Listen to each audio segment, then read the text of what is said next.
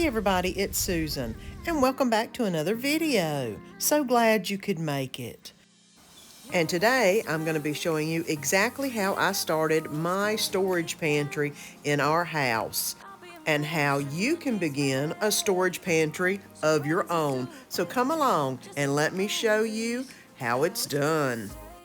Hey everybody, it's Susan here, and I've had quite a few questions about my storage pantry. If you want to call it my stockpile, if you want to call it my prepper pantry, whichever way you want to call it, I call it something that I can always go to and get items if I run out of them in my kitchen. So I've got them in stock to last for at least a couple months, if not longer in some instances.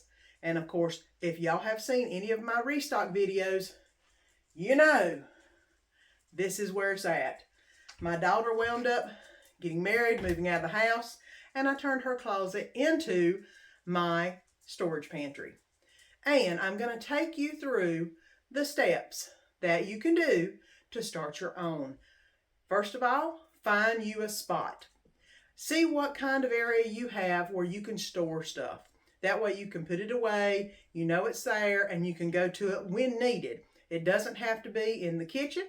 It can be anywhere else in the house. I know some people who store stuff under their bed in those plastic containers, which is fine. If that's all you got, you work with what you have. And we're going to talk about how you can come up with exactly what you're putting in your pantry. There's a couple scenarios you can do and kind of decide what you need, what you use a lot of, that kind of thing, to get you started.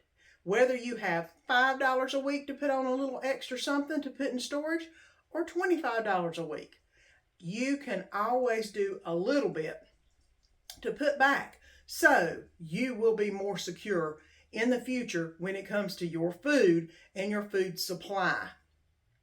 I started this storage pantry over 10 years ago.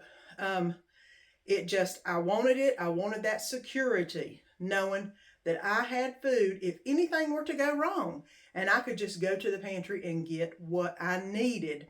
And that's why I know what I'm going to show you is going to be so beneficial if you use it, or utilize it, that is. Because whenever COVID hit, I was not worried about what we were going to have to eat. I knew I had enough food in here to last us for a little while. And, that security made me feel so much better whenever it was hard to find stuff in the stores. I already had this going on. So I didn't have to worry about going to the stores constantly or trying to find things or not being able to get what I wanted. I had the majority of it already here and I didn't have to worry that much. So let me show you how to start your own, no matter what size it is, so you can get that security and feel like you don't have to worry about where the food's going to come from if something were to happen.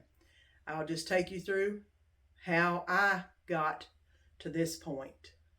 The first thing you need to do is find you a place in your house for your storage pantry. Big or small, you've got to see what you have to work with so you can see how much you can get. Second item is to see how much in your budget that you can spend each week on getting a few items to go in your storage pantry so you can go ahead and start getting some things. And the third thing is to sit down and write down a list of the meals that you prepare on a regular basis. On my list at the top would probably be tacos. And, of course, with tacos, I would need to write down quite a few items that I can do different taco ways. Rotel would be in there, and then taco seasoning, taco sauce, beans would be in there. I use a lot of pintos and black beans in some of my taco recipes. And of course, taco shells to put the tacos in. All of those are shelf-stable items that you can buy that are not very expensive to make my taco recipes, and you know I make them at least once a week in some shape, form, or fashion.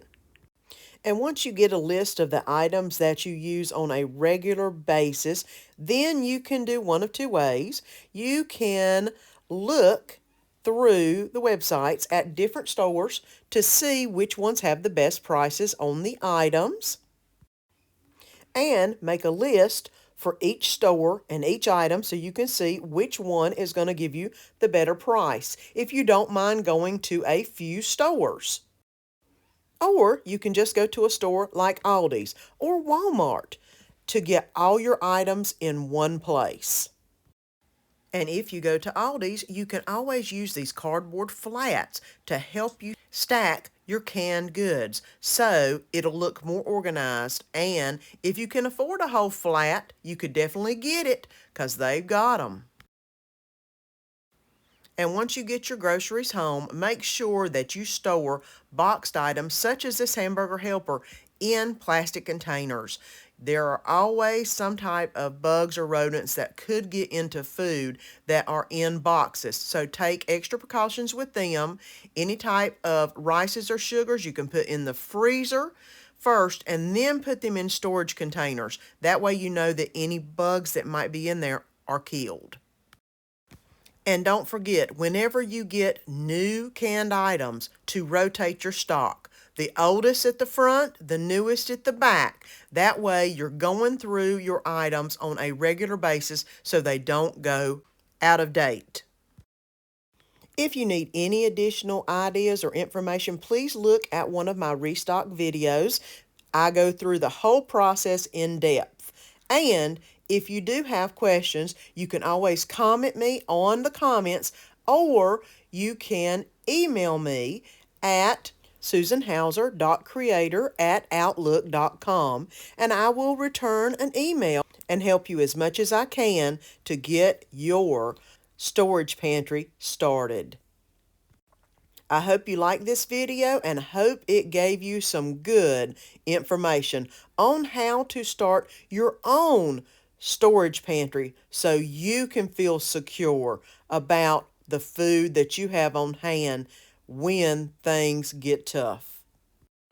And if you haven't already, please subscribe. We would love it if you would become a part of our channel's family. Until next time, see you then.